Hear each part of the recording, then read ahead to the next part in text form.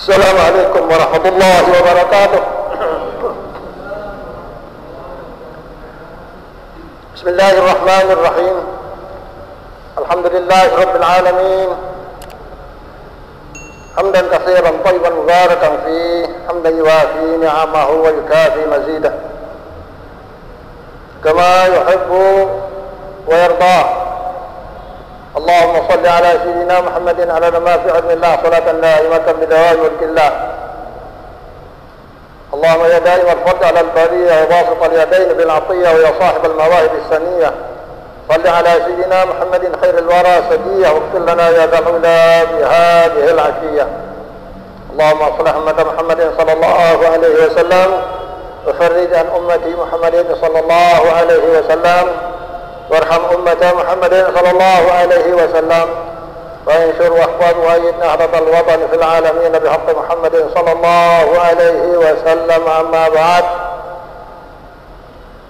سبحانك لا علم لنا إلا ما علمتنا إنك أنت العليم الحكيم. وقال سيدنا وحبيبنا ونبينا محمد بن الله محمد بن عبد الله القائم بحقوق الله ما بقت إلا وفرجها الله.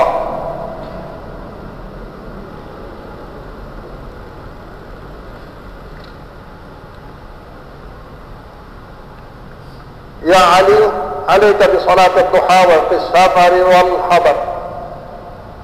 Salat duha ya perlu kita ketahui lebih mendalam, sekalipun kemarin di giliran Al-Faqir yang sudah kita sampaikan secara cepat-cepat. Tapi sekarang kita lebih jauh ya dan lebih banyak, supaya mudah-mudahan kita berkat salat duha yang menjadi kebiasaan para ulama, kebiasaan para aulia, bahkan kebiasaan para anbiya, para mursalin. Kita bisa lakukan, menyesuaikan, menyerupai pekerjaan-pekerjaan mulia mereka. Fatashabbahu illam takunu mislahum inna tashabbuha bil kirami falah. Hendaklah kalian berusaha ya, mendekati kelakuan, kebiasaan daripada orang-orang mulia itu. Kalau kamu tidak bisa, kalau anda tidak bisa seperti mereka, ya mendekatilah, bermusyabahah, menyerupai, sekalipun jauh kita. Kalau kita tidak bisa seperti mereka, tapi kita sudah berusaha ya, berbuat seperti mereka. Orang yang bisa menyerupai dirinya dengan orang-orang yang sukses itu adalah satu kesuksesan besar. Masya Allah ya. Supaya kita bisa ya, mujahadah, berjuang, berusaha, bertindak seperti tindakan mereka dari segi ibadah, dari segi muamalah, dari segi keseharian, supaya ada kemiripan kita.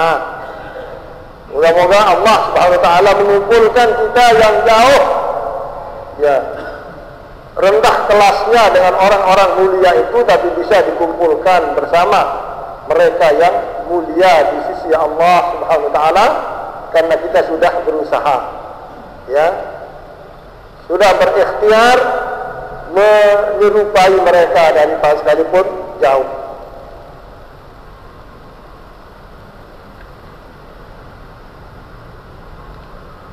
Alaika bi salatul duha, wahai Ali, hendaklah engkau tekun salat duha, tetap istiqamah lakukan salat duha fi safari wal hadar, baik di waktu musafir maupun di waktu hadar. Kita pergi musafir, sahabat kita, keluarga kita ya pergi musafir, baik itu musafir untuk ibadah ya Arafah, Mina, Muzdalifah. Kalau pas kita berada pada waktu itu, usahakan sholat duha. Lebih-lebih di saat kita berada di haram, baik Makkah maupun Madinah. Bis safar lil ibadah, safar lil tijarah, pergi musafir untuk bisnis, silakan.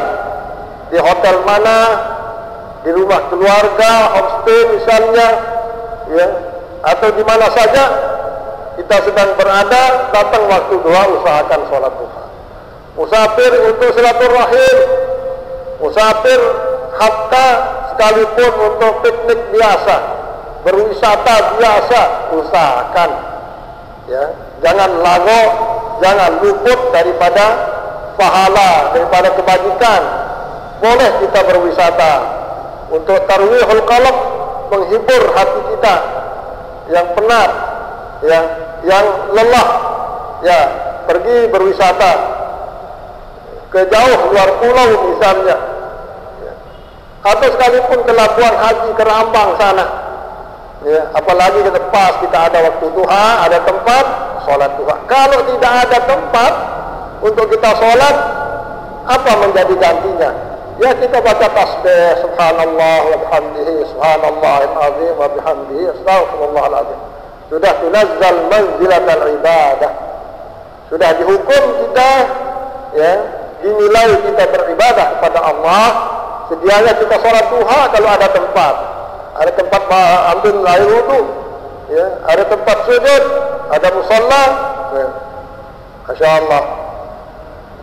Kita ganti daripada tidak sama sekali, ya, kita baca tasbih lah. Tasbih itu adalah pengganti daripada sholat sunat. Tapi sholat fardu tidak bisa diganti dengan tasbih. Ingat, ya, sholat fardu tidak bisa diganti dengan tasbih. Sholat sunat boleh dan bisa diganti dengan tasbih apabila kita berhalangan sholat sunnah.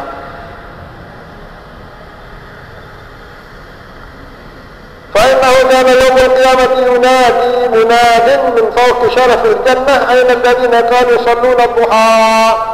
Karena pada hari kiamat nanti kita dipanggil, ya, dari atas sana, dari atas, apa namanya, oh ini kubah ini, dari atas, kubah paling atas itu, di luar, dipanggil, wahai umat Muhammad, hamba Allah yang senang sholat duha, yang istiqamah sholat duha, yang pernah sholat duha, silakan kemari.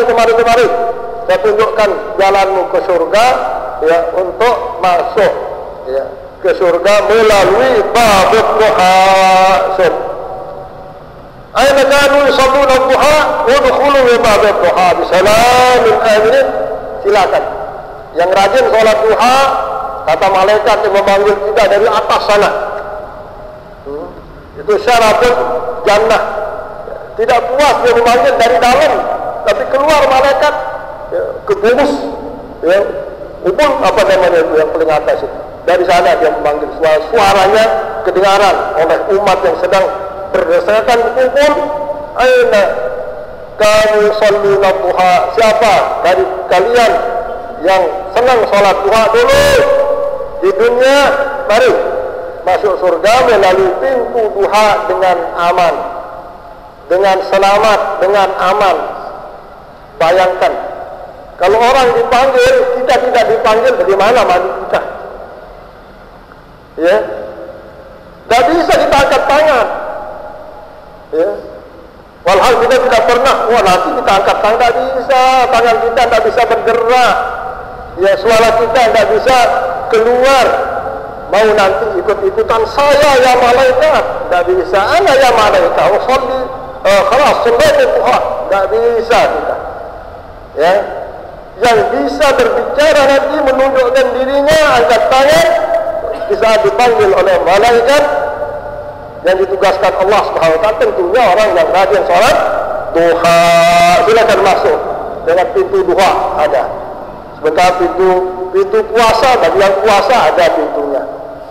Kita yang sering sholat duha, ya, tetap sholat duha, Masya Allah, 2 rakaat, 4 rakaat, 6 rakaat. Bagi yang kuat dan tidak ada kesibukan, sampai 12 rakaat. Tapi paling tidak 2 rakaat. 4 rakaat sangat bagus. 6 rakaat hebat. Wa ma ba'athallahu min nabiyyin illa wa amarahu bi sholatil duha. Semua nabi yang diutus oleh Allah Subhanahu wa taala mesti dibekali dengan salat duha selain daripada salat fardu. Rasulullah sallallahu alaihi wasallam ya langsung menjemput salat fardu kita yang 5 waktu ya ke hadratullah Subhanahu wa taala di mustawa Sidratul Muntaha di aras sana. Ayo. Terus selain itu dibekali dengan sholat duha. Tidak ada nabi. Terakhir Nabi kita besar Muhammad SAW paling utama dibekali beliau dan umat beliau seluruhnya dengan sholat duha. Diperintah melakukan sholat duha. Yani min karamatil mu'min. Masya Allah. Ini sudah habis sholat duha. Saya bacakan di kitab lain yang lebih banyak ya mengenai sholat duha. Mudah-mudahan kita yang belum tertarik supaya lakukan sholat duha. Karena sholat duha itu selain daripada sholat awabin namanya, sholatnya orang yang kembali kepada Allah Subhanahu Wa Taala. Sholatnya orang miskin yang mau kaya. Sholatnya orang fakir yang mau sejahtera. Inilah sholat duha. Sampai dikatakan sholatul rizqi. Tidak ada sholat yang disebut dengan nama sholatul rizqi selain daripada sholat duha. Tidak ada sholat yang disebut dengan sholatul kifayah selain daripada sholat duha. Kenapa disebut sholatul rizqi? Orang yang rajin sholat duha itu insya Allah dibukakan dengan seluas-luasnya jalan rezekinya yang halal insya Allah. Kenapa disebut dengan sholatul kifayah? Karena apabila kita lakukan sholat duha, nanti di waktu sore kita tidak sempat melakukan ibadah sunat, ya, ibadah sunat apalagi ba'da asar tidak ada sholat, ba'da sholatil asar tidak ada sholat, tidak bisa dibikin-bikin di sana sholat. Ya, hatta kita luput sembahyang sunat qabliyah asar, sebagusnya jangan dikadak setelah sholat asar. Kalau kita luput sholat sunat qabliyah zuhur, silakan kadak setelah sholat zuhur, karena memang ada di sana setelah zuhur sholat. Kalau kita luput sholat qabliyah maghrib misalnya, silakan kadak. Ya, tapi kalau ada pengajian lebih bagus kita ngaji daripada sholat sunat. Lebih bagus kita ngaji daripada sholat sunat. Ya. Kita tidak sempat sholat qabliyah isya, silakan kadak nanti di ba'diyahnya. Ya, di ba'diyah, tapi khusus untuk subuh, ya boleh sih boleh, tapi nanti ada kecurigaan, ada tuhmah. Nah ini orang ini tidak tahu nama tidak boleh sholat setelah duha, setelah subuh. Ini orang ini dia sholat setelah sholat asar berjamaah, sholat apa ini? Walhal dia sedang kada sholat sunnah qabliyah subuh, sholat sunat qabliyah asar. Nah menimbulkan kecurigaan, menimbulkan pemarahan yang tidak enak. Makanya sebagusnya tidak dikadak sholat itu, ya, sholat sunat qabliyah asar, sholat sunat qabliyah subuh setelah sholat subuh maupun setelah sholat asar. Sawabu man sholat duha wa dawam alaiha wa dawama alaiha. Pahala orang sholat sunat duha dan orang yang istiqamah sholat duha. Qala yusbihu ala kulli sulama min ahadikum sadaqah. Setiap sulama, sendi-sendi, ya, ini sendi-sendi daripada badan kita itu ada lahir sedekah di sana. Fakulu tasbihatin sedekah, kita baca tasbih dengan menghitungnya, ya, menghitungnya pahala, membacanya pahala. Wa kullu tahmidatin, setiap tahmid alhamdulillah, subhanallah, ada sedekah di situ. Wa kullu tahlilatin sedekah, setiap tahlil sedekah. Wa kullu takbiratin sedekah, setiap kita membaca Allahu Akbar ada sedekah. Wa amrun bil ma'ruf sedekah, wa nahyun 'anil munkar sedekah. Wa tujizu an dzalika kullihi rak'atani yarka'uhuma min ad-duha. Masyaallah. Ya. Semua persendian, rongga ya di badan kita itu lahir sedekah. Apabila kita manfaatkan untuk menghitung, untuk bergerak demi untuk dapat baca tasbih, untuk baca tahmid, untuk dapat baca Allahu Akbar, untuk dapat baca la ilaha illallah, untuk dapat baca apa qul huwallahu ahad dan seterusnya, dan kita bisa beramar ma'ruf, silakan, itu pahalanya pahala sedekah. Bisa kita nahi mungkar, pahalanya pahala sedekah. Tapi kita tidak mampu beramar ma'ruf, kita tidak mampu bernahi mungkar. Bagaimana kita supaya bisa mengumpulkan semua kegiatan-kegiatan yang bernilai sedekah itu? Katanya cukup dengan kita sholat duha 2 rakaat, berarti kita sudah bisa mengumpulkan semua macam pahala. Rabbana karim. Kita tidak sempat bertasbih banyak-banyak, tidak sempat bertahmid alhamdulillah banyak-banyak, paling bisa kita pada sholatul maktubah hanya 33, tidak bisa lebih dari itu, tidak bisa. Walhal kita waktu tidur disunatkan membaca subhanallah, alhamdulillah, wa la ilaha illallah, wallahu akbar. Ya. Good. Seperti kita sholat, subhanallah 33 kali, alhamdulillah 33 kali, Allahu akbar 34 kali. Nah, itu bedanya. Kalau setelah sholat tetap 33 ditambah supaya 100, la ilaha illallah wahdahu la syarika lahu, lahul mulku wa lahul hamdu wa huwa qadir. Tapi kalau waktu tidur tidak, ya, Allahu Akbarnya yang 34 sehingga menjadi 100. Sebelum kita tidur kita sudah sudah bersama dengan bantal kita, kalau ada kasur dengan kasur kita baca itulah 33 subhanallah, 33 alhamdulillah, 33 Allahu Akbar, ditambah 1 Allahu Akbar menjadi 34 berjumlah 100.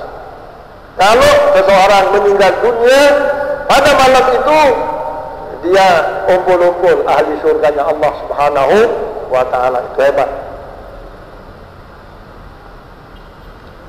Yaqulu fil insani 60 wa 300 mafsal, fa'alaihi an yatasaddaq an kulli mafsal minha sadaqah. Semua manusia mempunyai mafsal 360. Laki wanita mempunyai apalah istilahnya ya, persendian ya. Kalau dihitung dari atas sampai bawah berjumlah 360. Kita dikasih tahu oleh Rasulullah SAW, sementara kita yang punya badan sendiri tidak pernah sempat menghitung. Paling-paling kita hitung ini aja, ini ya, di kaki. Yang lain tidak pernah kita hitung di dalam apa itu, ya. Kita dikasih tahu, dibocorkan oleh baginda Rasulullah SAW, mafsal yang ada di anda kalian adalah 360. Manfaatkan itu untuk mendapatkan pahala sebanyak-banyaknya dengan membaca tasbih, membaca tahmid, membaca takbir, membaca hauqalah, membaca tahlil dan seterusnya. Gampang sekali kita mencari pahala, mendapatkan pahala. Ya, manfaatkan. Karena dulu ya tidak ada digital tasbih, digital tasbih yang tidak ada itu. Ya, paling-paling bikin sama batu, sama kayu, sama apa. Jadi yang dimanfaatkan adalah mafsal. Inilah antara lain rahasia Allah Subhanahu wa ta'ala yang menjadikan mafsal di kita, mana yang bisa dimanfaatkan untuk bertasbihlah dia. Ya. Manfaatkan supaya mafsal ini, sendi-sendi kita ini mendatangkan pahala. Lalu mayutiqu dzalika ya Rasulullah, siapa yang bisa mendatangkan sekian banyak pahala ya Rasulullah? Semua kita bisa. An-nukha'ah fil masjid kadfatha. Kalau ada teman-teman kita ya yang belum sampai di luar, tidak mampu menahan ludahnya, dia berludah di di tembok masjid, di keramik masjid ini, di tehel masjid, ada kelihatan, terus mereka tidak menghapusnya, ya tidak membersihkannya, kita yang bersihkan, itu sudah sedekah. Ya, itu sudah sedekah. Ada Abu Yazid Al-Bustami, ya, dikabarin ada teman Anda yang ya waliullah, katanya. Siapa itu? Oh, si A. Dicari si A itu, dicari terus diikuti, ya, dijumpa di masjid Munirin Toko di masjid oleh Syekh Abu Yazid Al-Bustami. Ya, sampai dia keluar, pas ya dia mau keluar, dia meludahi temboknya masjid, sekalipun tembok di luar. Dia meludahi, dan begitu dia lihat, sejak itu dia pisah dengan yang disebut waliullah itu, karena tidak sopan berludah mengotori masjid. Seperti ini yang disebut wali, sekalipun orangnya bisa terbang di udara, bisa jalan di atas air, ya, bisa cepat nyampe Jakarta tanpa dengan pesawat dan lain sebagainya, dari kehebatannya, tapi dia tidak melakukan sunnah Rasul Sallallahu Alaihi Wasallam. Jangan kita tertipu, jangan kita tertipu. Kalau orang mulia itu pasti dia pelihara sunnah Rasul Sallallahu Alaihi Wasallam. Siapa yang memelihara sunnah Rasul, termasuk sholat duha, ya, termasuk cara-cara yang disunnahkan oleh Rasul, dia usahakan, ya, apabila dia aktif berarti betul dia orang mulia. Ya. Kelasnya di sisi Allah Subhanahu Wa Taala, apa dia dicintai Allah, apa dia diredai Allah. Lihat praktik kesehariannya. Kalau kesehariannya bagus sesuai dengan sunnah Rasul Sallallahu Alaihi Wasallam, maka yakinlah bahwa betul orang ini orang baik, betul orang ini orang saleh, betul orang ini insya Allah waliullah. Tapi di saat dia keluar, ya, tangan kanannya yang dahuluan keluar dari masjid, ya. Di saat dia masuk masjid, tangan kirinya yang dahuluan masuk masjid. Di saat dia pasang sandal, kaki kirinya yang duluan dipasang. Dengan berarti orang ini tidak terdidik dengan sunnah yang kecil, sunnah yang sederhana, sunnah yang standar dari Rasulullah SAW. Apalagi yang berat-berat, yang kecil-kecil, yang ringan-ringan itu tidak diperhatikan. Nah, makanya kalau kita mau menilai orang itu orang baik, orang qarib, ya, dengan Allah Subhanahu Wa Taala, kita lihat kesehariannya apa sesuai dengan sunnah Rasul atau tidak, rajin dia sholat duha atau tidak. Karena sholat duha itu adalah min sunanil mursalin, cara-cara yang baik dari para nabi dan para rasul SAW yang diikuti oleh umatnya. Wasyai'u tunahhihi anit tariq. Kalau ada yang menghalang di jalan umum, ya, baik itu jalan kecil, ya, maupun jalan besar, ada batu yang kira-kira kalau ya dilalui orang akan kedampes, orang motor akan ya terpleset lain sebagainya, dia singkirkan. Cara kita menyingkirkan sesuatu yang kira-kira membahayakan ya umat, membahayakan sesama, itu sudah kita melakukan sunnah Rasul Sallallahu Alaihi Wasallam.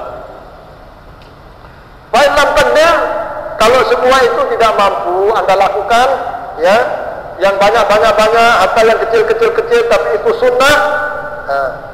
Farak atau duha tujizu'ak. cukup engkau lakukan 2 rakaat sholat duha, yang pahala-pahala yang tadi yang banyak-banyak macamnya itu sudah tercover dengan kita sholat duha 2 rakaat. Perhatikan ibu, rajin-rajin sholat duha, besar sekali pahalanya.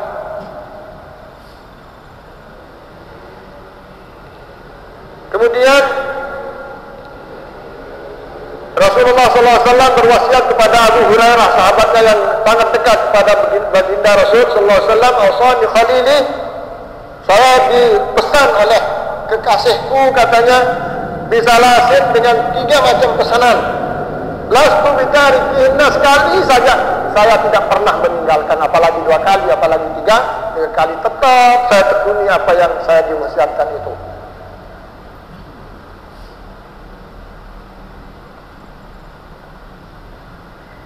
Allah anama illa ala watrin. Saya katanya tidak tidur di waktu malam kecuali saya dapat sholat witir. Makanya kita ajak waktu kita sholat tahajud di sini supaya witir di sini. Kita tutup ibadah malam kita dengan sholat witir. Karena kita tadi sudah tidur, sudah menikmati sesuatu karunia Allah Subhanahu wa taala. Enak tidur? Enak. Nikmat tidur? Nikmat. Jangan enaknya saja, jangan nikmatnya saja. Ya, ingat ada pesan yang harus kita lakukan di malam hari itu apabila kita dapat menikmati yang namanya tidur, yaitu kita sholat witir. Paling tidak 1 rakaat. Lebih baik jangan hanya 1 rakaat sholat witir, paling tidak 3 rakaat. Mau sekali sekalam yang 3 rakaat itu silakan. Mau 2 kali sekalam 2 rakaat salam, lagi bangun 1 rakaat silakan. 2 caranya dilakukan. 2 salam atau 1 salam kalau kita sholat sunat witir, 3 rakaat.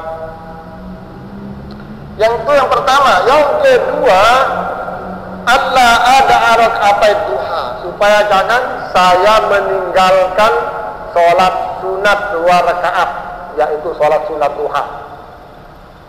Sholat sunat duha 2 rakaat. Kalau tidak bisa 4, 2 rakaat saja. Kita sibuk sekali, tidak bisa 4, 2 rakaat saja lah. Pendek-pendek ayatnya. Sebagusnya kalau waktu kita normal, tidak ada kesibukan yang mendesak, 2 rakaat, tapi menjadi ayatnya wasyamsi waduhaha pada ayat pertama, dan ayat kedua wadduha wallaili idza saja, supaya ada disebut duha. Kalau itu menjadi ayat kita 2 rakaat silakan. Kerjakan tugas keseharian Anda, jadi pegawai, jadi petani, jadi apa, tapi sudah kita awali hari kita dengan 2 rakaat sholat duha. Kalau tidak bisa itu cukup dengan inna afaina pada rakaat pertama, qul huwallahu ahad rakaat kedua, atau wal asri rakaat pertama. Karena kita terlalu sibuk misalnya, kadang-kadang tidak kita sibuk, tapi kita sibukkan diri kita, bikinkan sibuk, tapi sebenarnya tidak sibuk. Akhirnya kita yang pendek-pendek tidak apa-apa, yang penting kita sholat duha 2 rakaat. Dan yang terakhir katanya la ada rakaat duha fa inna sholatul awwabin, karena sholat duha itu sholat orang yang mengembalikan diri kepada Allah Subhanahu wa taala. Sholat orang-orang yang tobat dan orang-orang yang hanya jalan yang dia miliki, jalan menuju Allah Subhanahu wa taala. Yang lain rasanya tertutup, yang terbuka adalah jalan menuju Allah Subhanahu wa taala. Itu namanya awwabin. Salat duha itu salat orang yang hidup matinya hanya untuk Allah Subhanahu wa taala. Wasya salasati ayyamin min kulli syahrin. Puasa 3 hari ayyamul bid. Selain Senin, Kamis disunatkan berpuasa, juga ada yang 3 kali. Yakni tanggal 13, 14 15 bulan atas, bulan Qamari, ya. Ini yang 3 ini. Sholat witir pada malam hari, sholat duha pada awal hari, dan apa lagi? Puasa 3 hari, yakni sholat siyam ayyamul bid 13, 14 dan 15. Ayat yang mengatakan was-shaimin was-shaimat di lembaran juz man yaqnut, innal muslimina wal muslimat wal mu'minina wal mu'minat, ada di sana was-shaimin was-shaimat. Cukup katanya bisa kita masuk tergolong ahli puasa apabila kita puasakan yang 3 hari ini, ya. Nanti apabila ada panggilan, ayo shaimun, mana orang-orang yang senang puasa, orang yang puasa Ramadan, puasa Senin Kemis, puasa Ayyamul Bid, ya, dengan gampang sekali dia angkat tangan. Kita yang Senin Kemis tidak, ya, 3 hari pada hari putih tanggal 13, 14, 15 bulan atas tidak. Wah, kan kecewa kan, nyesal sekali kita, ya. Nauzubillah min dzalik. Selanjutnya, supaya banyak-banyak kita ketahui ini faedah daripada sholat duha. Man qada fi musallahi la yansarifu min salati subuh hatta yusabbiha rak'atai duha la yaqulu illa khaira ghufira lahu khataya wa in kanat akthar min zabadil bahr.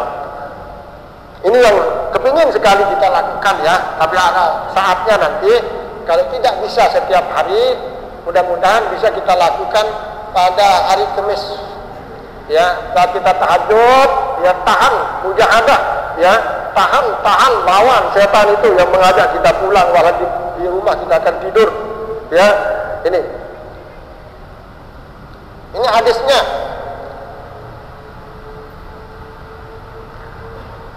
Qala Rasulullah sallallahu alaihi wasallam, man qa'ada fi musallahin yansarifu min salati subuh. Siapa yang duduk di tempat sholat di masjid atau di musalla, ya, dia pindah dari tempat sholatnya itu, misalnya mau dia bersandar ke tiang itu, atau mau dia di dekat pintu supaya udaranya dapat dia nikmati, atau pindah di sebelah sana supaya banyak tempat yang mulia ini didudukinya.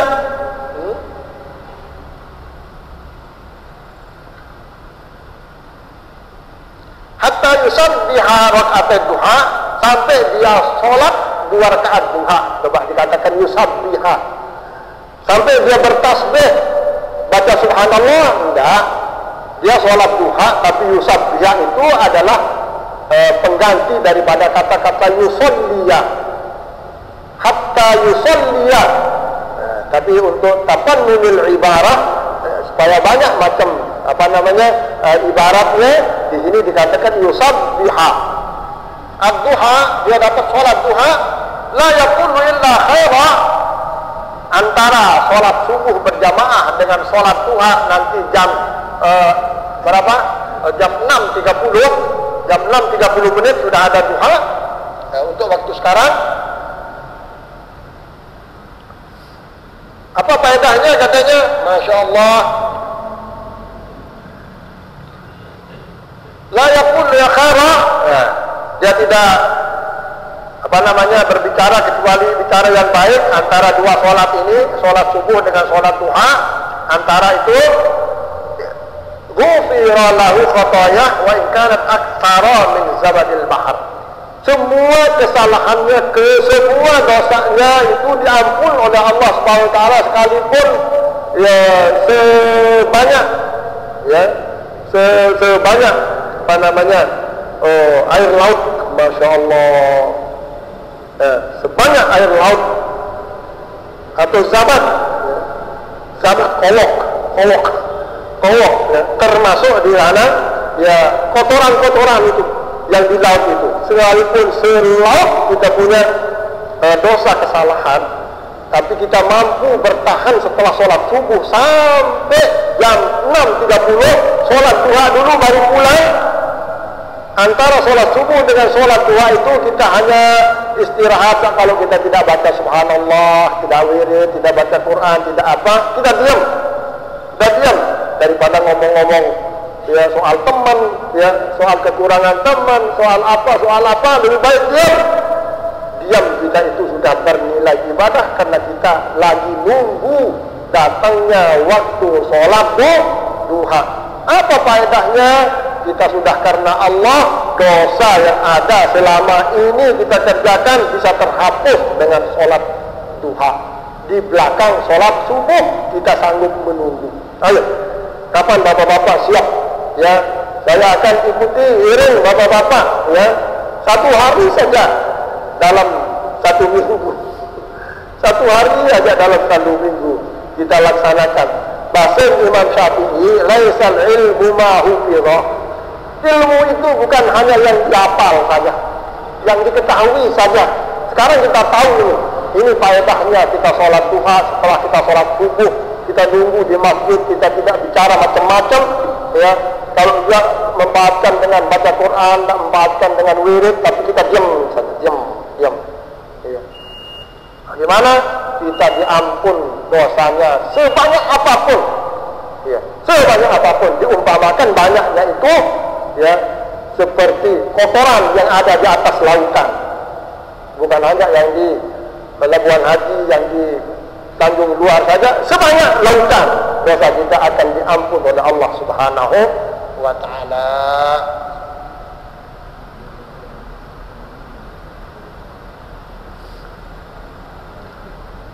Wa kharajah, tidak bisa sampai di mana-mana kita ini. Ya sedikit ya. Yang kita baca, mudah-mudahan kita ilmukan, mudah-mudahan bisa kita amalkan ini yang betul.